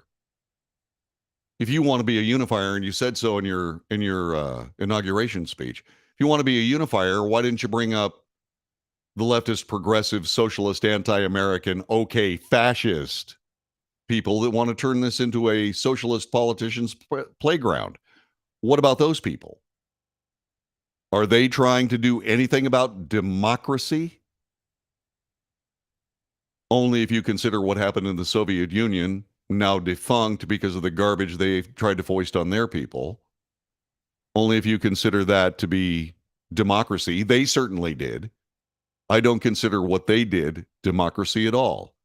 I considered it totalitarian rule, decorated by the same bellicose, horrifying statements that you make about half of America. I'm not the only one that feels this way. I'm not the only one that feels this way. Kevin McCarthy spoke after the president, actually, he spoke before the president. He said the president should apologize about his soul of the nation speech. Who else spoke? Ari Fleischer had something to say. Ari Fleischer ripped President Biden's record of vitriolic attacks on Republicans. He is so bitterly divisive. Let's talk about some of the symbols in the speech. Let's talk about those. Hang on a minute here. Okay. A veterans organization slammed President Biden today for using Marines as props in his partisan speech, warning it erodes trust in the military. Concerned Veterans of America. The deputy director and U.S. Marine Corps veteran John Burns, blasted President Biden for having Marines visibly positioned behind him during his inflammatory speech last night, which he said had the influence of MAGA Republicans on the GOP, and it's a threat to the country. Okay, we've already talked a little bit about that, by the way, but I do want to point out that this is a Fox News article that I'm quoting from, and it is biased. It is biased because Concerned Veterans of America, it says this, Concerned Veterans for America Deputy Director and U.S. Marine Corps veteran John Burns blasted President Biden for having Marines visibly positioned behind him during his inflammatory speech. The word inflammatory makes that biased. Okay? Burns went on to say that American men and women in uniform serve the country, not a party, and take a solemn oath that should not be taken lightly or taken advantage of. And then there's this. This from the New York Post. Democrats melt down after CNN hosts criticize President Biden's speech. What was that criticism? I'll share that with you in just a couple of moments. Once again, you don't have to agree with me, but I do believe that you should chat with me if you think there's some sort of unfairness regarding my reporting, not so much the reporting, but certainly the commentary about this speech. 817-379-2172. What did you hear? I told you what I heard. What did you hear in the speech last night? Give us a call. Telephone number 817-379-2172. 817-379-2172. Back in just a moment.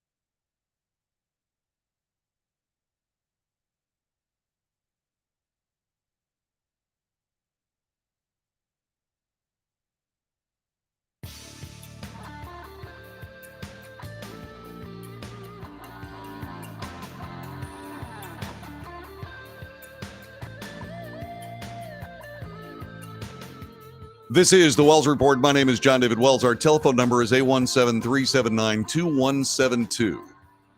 Call me if you'd like. Share with me what you heard President Biden say yesterday. Please, by all means. Or you can go to the chat room, rollicking today on the Friday before the Memorial Day weekend, coming up at the bottom of the hour. We will do as we always do on the Wells Report, spend some time memorializing a couple of soldiers that are no longer with us, because that's what the Memorial Day weekend is all about. We're going to talk about those guys here in just a little bit. Finishing up our discussion about President Biden's speech last night. Did I say, no. This isn't the this is the Labor Day weekend. What am I doing? Why didn't somebody say something to me about that? Why didn't somebody say, I screwed that up? I've got a lot of editing to do. No, I'm not. I'm not going to edit it. I'm just going to get it wrong. I'm just going to say, oops, it's a Labor Day weekend. Arg. So maybe we can talk about this speech in the last half hour. What do you think? I don't know why I got that wrong. Memorial Day is at the beginning of summer and Labor Day is at the end of summer. Anyway. Oh, yeah. Arthur Davenport says, oh, no, John, we're used to it. Ouch. By the way, Arthur Davenport is a Democrat. And unlike a lot of Democrats who watch this broadcast, he actually understands the difference between leftist progressives and Democrats. He says this: I thought the speech was too divisive and generalized way too much about a group. Are there extremists who identify as MAGA? Yes, but there are also extremists who identify as liberals. Correct. Completely correct. See, I've said this often on this broadcast. Can't believe I made that mistake. I've said this often on this broadcast. That there are Democrats who are Americans, as opposed to leftists, progressives who are un-Americans. And Arthur, and the thing that I hope for the most for the Democrat Party is to rid themselves of the communist, socialist, totalitarians within their midst. Yes, fascists. Because there is no socialism. There is no leftist progressivism without fascism. There isn't. There just isn't. It all comes down under the thing totalitarianism, okay? But he says Biden stated that MAGA Republicans thrive for chairs. No, he said thrive on chaos. What do BLM protesters thrive on? Anybody know? I don't know. I like Dan Richards. She was a Texas governor. She was a Democrat. Yes, she was. She's also very funny. She was running for president. No, she wasn't running for president. She was talking before the Democrat National Convention. And she said that George W. Bush can't help it. He was born with a silver spoon in his mouth. It's beautiful. She was quite a lady. But she was a Democrat. She wasn't a leftist, progressive, socialist, anti-American, fascist. So there you go. You are listening to the Wells Report. My name is John David Wells. Really? It is the Labor Day weekend. So I was sitting there. You know what happened? I can explain how I did this. I said I was talking about having a barbecue on Monday because I'm going to take Monday off. And then I said, wait a minute, I'm having a barbecue on the Memorial Day weekend because celebrating the Memorial Day is sitting around with maybe a fine single malt and remembering people who gave their lives to this nation. Labor Day is something else. So let's go buy a mattress. Let's have a mattress sale. You're listening to the Wells Report. We'll be back with more in just a moment.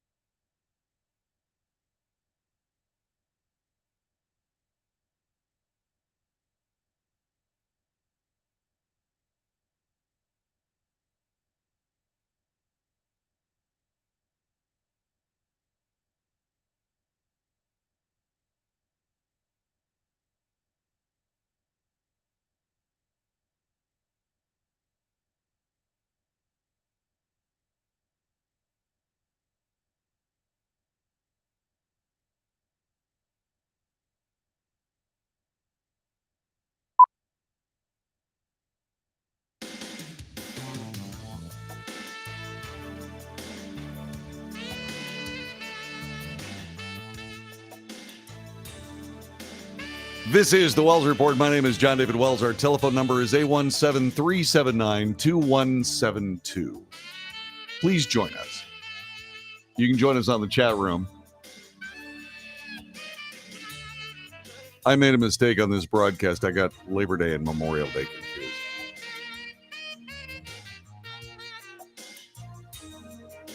Kind of a bonehead. Oops. But that being said, at least I'm honest. So here's what I'm thinking.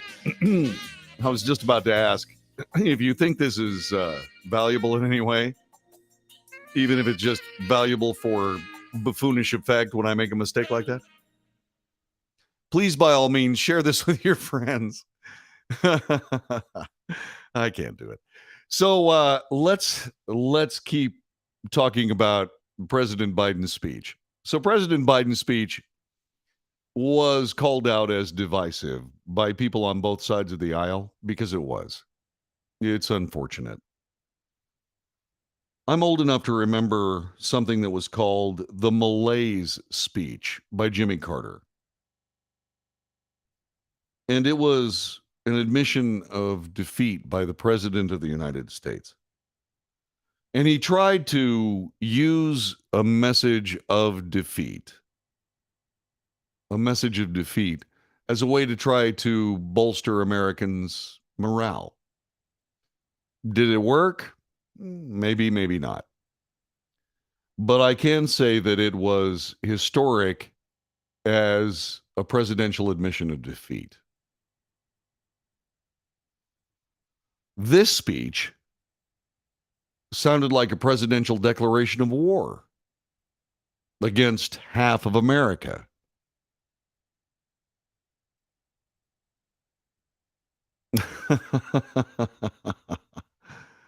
Thank you, Yvonne. Yvonne was trying to help me feel better about being a bonehead. Anyway, this was a presidential declaration of war. And it ranks with some of the saddest things I've ever heard a president say. It was so over the line that there were Democrats on CNN having issues with it. Minor ones, but still.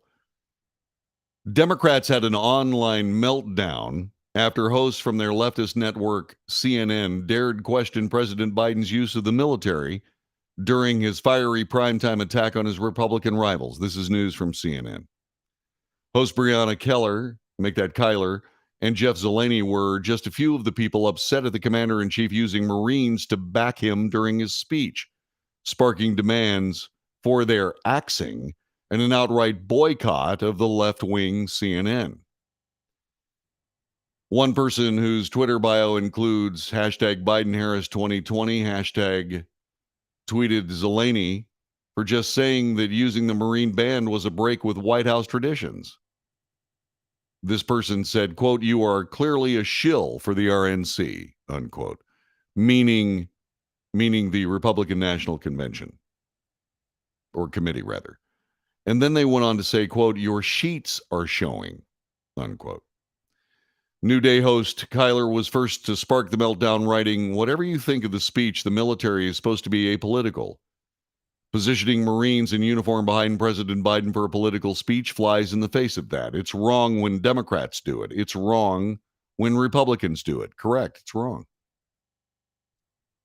A minute later, the network's chief national affairs correspondent was even more measured, stressing, "There's nothing unusual or wrong with a president delivering a political speech. It's inherent in the job description," unquote. However, Zeleny claimed doing it against a backdrop of two Marines standing at attention and the Marine band is a break with White House traditions.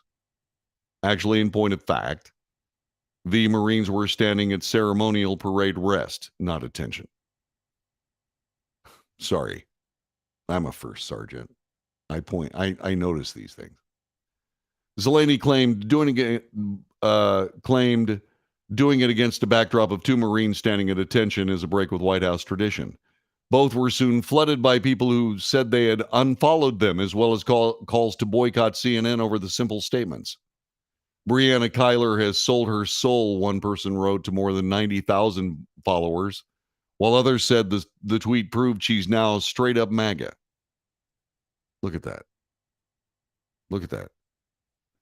You know, CNN's transformation into baby Fox News is officially complete when Breonna Kyler goes MAGA, said one Vote Blue supporter.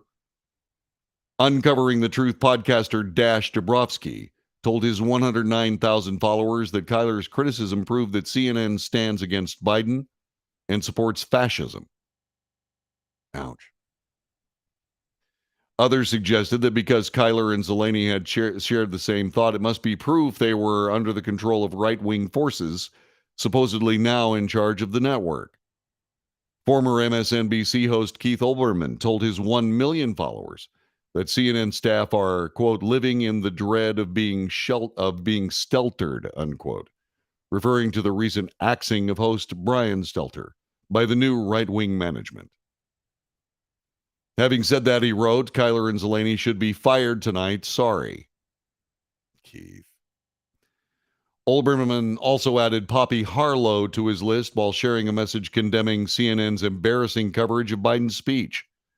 Rodney Grimm told his 7,000 followers that Breonna Kyler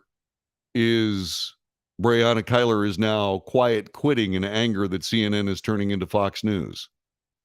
Complaining that the president has military behind him is like complaining he's wearing a suit and tie, he claimed. Random House Vice President Benjamin Dreyer had such a meltdown he made a glaring mistake despite being a best-selling copy editing guru. He accused Kyler of making an embarrassing mistake and cheating by copying Zelany's tweet, even though the timestamps of the message he shared clearly showed that Kyler's tweet was posted first. Oops. Kyler soon addressed the backlash, tweeting, it's possible to agree with everything that Biden said and still disagree with him using Marines as a backdrop for a political speech. All right, so here's what I'll have to say. And I want the leftist progressive people watching this broadcast to note something. And the people who believe that what leftist progressives actually, there are not a lot of leftist progressives except for Langston, listening to the broadcast. Look at what these people do to their own when they dare to question anything about the orthodoxy of their political philosophy. You see that? They called arguably their own fascists again. Isn't that interesting? But what does it truly mean? These are the people that say that Make America Great Again people are extremists? Really?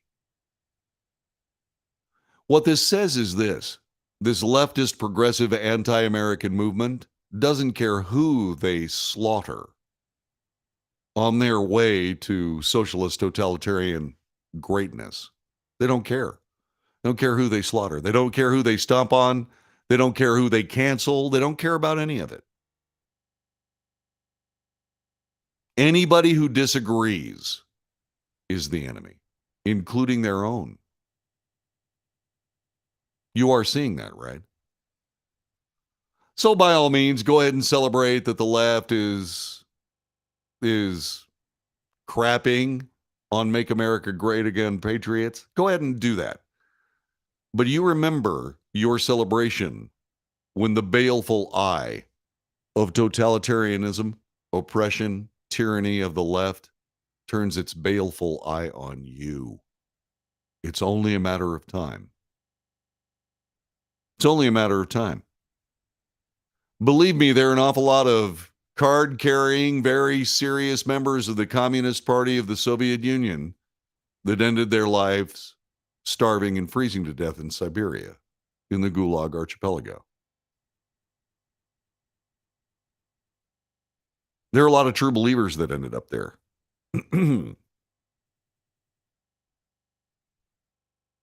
You could be the next one.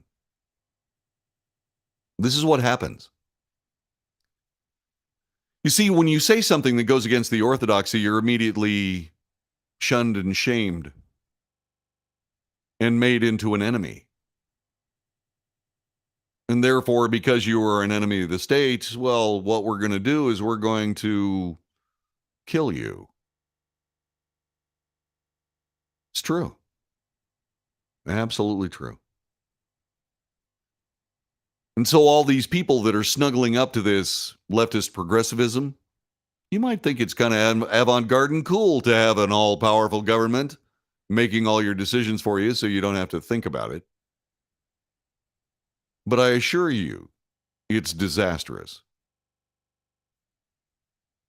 And there are at least 100 million dead people that are killed because of leftist progressivism, socialism, fascism.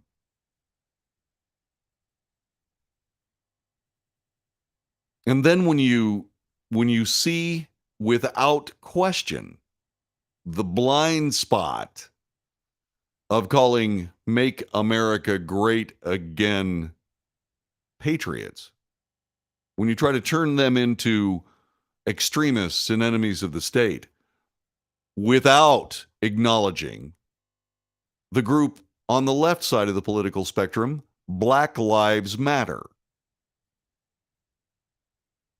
and their absolute deadly rioting. Hundreds of people died in those riots. Died. And let's look at what these letters, these initials stand for in the first place. On one side, you have people who want to make America great again. On the other side, you have Black Lives Matter. Make America great again. Black Lives Matter. And oh, by the way, when anybody said, hey, all lives matter, these racist people say, no, only Black Lives Matter, proving their degenerate racism. Or if you want to put some kind of a positive spin on it, it's not necessarily racism per se as much as it's exploitation of racism. That's the best thing you can say about Black Lives Matter. In a vacuum, of course, Black lives do matter. White lives matter, orange lives matter, yellow lives matter, red lives matter. Every life matters. But Black Lives Matter, those people, as a matter of policy, became absolutely racist when they said only Black Lives Matter. Just the news. This is only a matter of time before all of this implodes on itself. And once again, you're not going to be able to kill your way into socialism. Now, you can vote your way into socialism. You can. Australia's done it. And police officers beat people in the street for not getting a shot with an experimental vaccine. Beat them in the street. Is that the kind of country you think America should be? Seriously. I mean, let's call it the way it is. Leftist progressivism led to get this shot or lose your job. And people lost their jobs. And people who didn't get the shot were vindicated the day that President Biden came down with COVID. Twice. And Fauci came down with COVID. And Jill Biden came down with COVID. Those people were all vaccinated. And oh, by the way, John David Wells, the host of the Wells Report, got 3 Moderna shots. And I came down with COVID. The shots don't work. I mean, I took a polio vaccine. I didn't come down with polio. I take flu vaccines. I don't come down with flu. I take tetanus shots. Don't come down with tetanus. Because those work.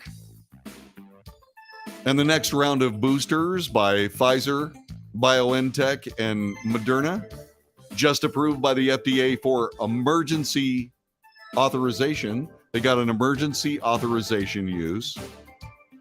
Why? Because they don't work. If they worked, the FDA would have given them full authorization. But people lost their jobs and their livelihoods, all because of leftist progressivism, fascism.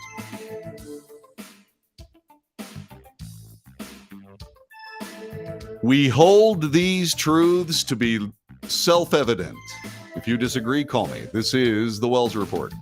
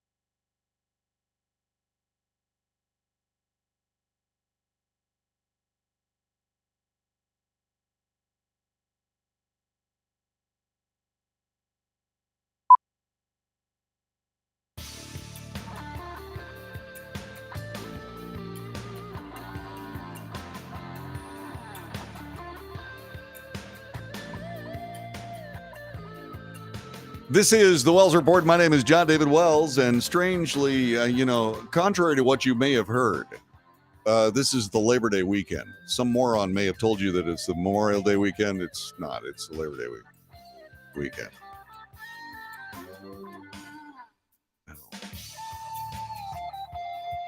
I could feel my credibility leaking out of my eardrums when I said when Martha told me that I got it wrong. I occasionally am a doofus. Whoops. Let's see. So from the chat room here, leftist progressivism is also what shut down the whole U.S. and stopped any common sense treatments for COVID. Yes. Yeah. How many people, by the way, let's open that up for people that don't believe my statement about fascism killing people in the United States. Leftist progressivism ganged up on President Trump when he said that there were other ways to treat COVID. How many people died because they didn't get the protocol that was even in the CDC protocols for treating COVID? Anybody? I'm just asking. Remdesivir? Hydroxychloroquine? These things treat the symptoms of COVID. How many people died because they didn't get that treatment? Because of political interference from leftist progressive okay fascists? What's the story? This political gobbledygook really does get to your level. I'm just saying. Let's see. We got the shots. We gave it a shot. Yeah, correct. Let's see what else. COVID boosters are stupid. It's the same concoction as the original. Viruses mutate. Well, yeah, but the problem with it is that when you come up with a virus with a vaccine, you're essentially reacting to the virus. Virus changes, and then you have to make a vaccine for that virus. By the time you finish with the vaccine for the new change of the virus, it changes again. Arthur says, just like flu vaccines, vaccinations make a difference. It's not perfect. Rapidly mutating viruses are the most difficult to manage. I think I just said that. It's true. Quit beating yourself up over a Freudian slip. You were memorializing Labor Day. Thank you, Gary.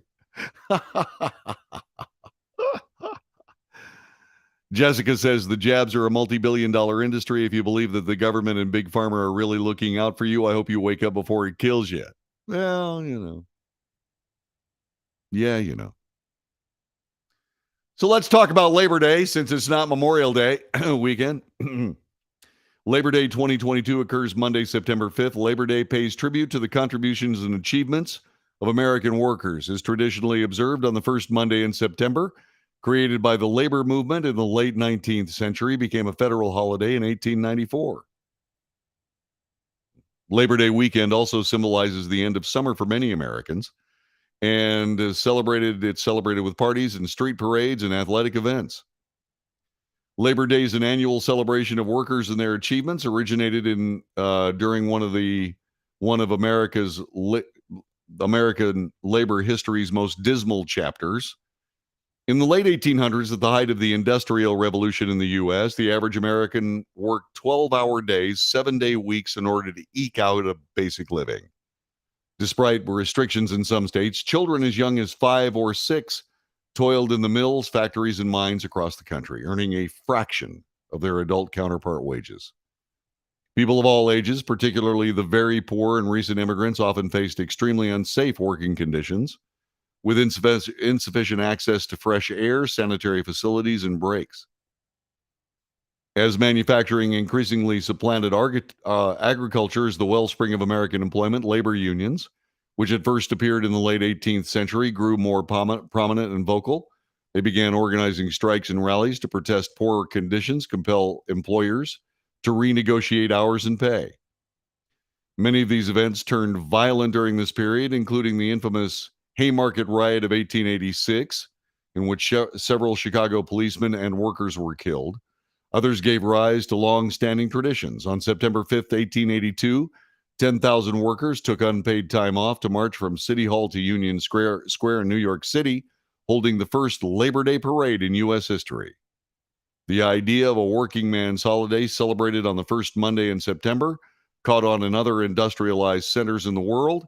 Many states passed legislation recognizing it. Congress would not legalize the Labor Day holiday until 12 years later, when a watershed moment in American labor history brought workers' rights squarely in the public view.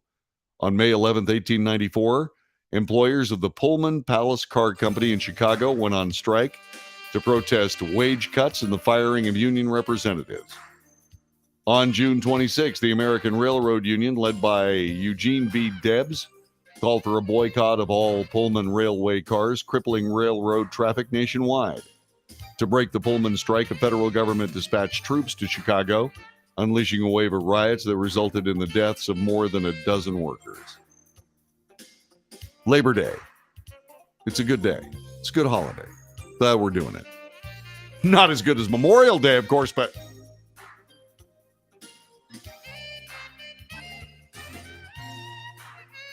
all right, guys.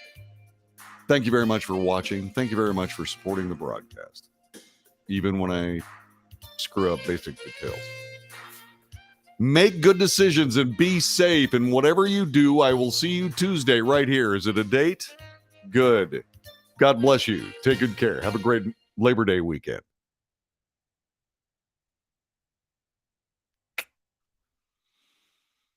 No, incipient dopiness is driving me crazy about me. E. E. E. Hey, that was actually E. What do you know? All right. Let's see what else is going on. All right. God bless with you. God bless you guys. Okay. All right. Bite me, Arthur. I mean, thank you, Arthur. Appreciate it. I'm taking Labor Day off. Yes. Obviously, I need the rest. You know, I did only get like 5 hours of sleep last night. I came to the conclusion regarding Arthur's old man comment. Yay. Yeah.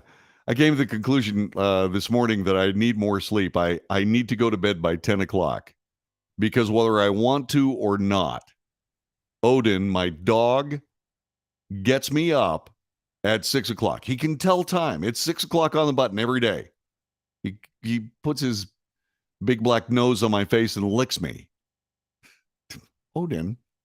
And then he'll whine. And then I get up. And so I had 5 hours of sleep last night. So it's probably the reason. God bless you guys. Thank you so much for all you do for me. Thank you. And I'll see you on Tuesday, okay? And with that, I'm Ed Wallace. People in Las Vegas, people in Dallas will understand that. There's a point when our bodies tell us we're not young anymore. We can't live on 2 hours of sleep in a Red Bull. Yeah. God bless you guys. I'll talk to you later, okay? Take good care. Be safe. Get through the weekend in one piece.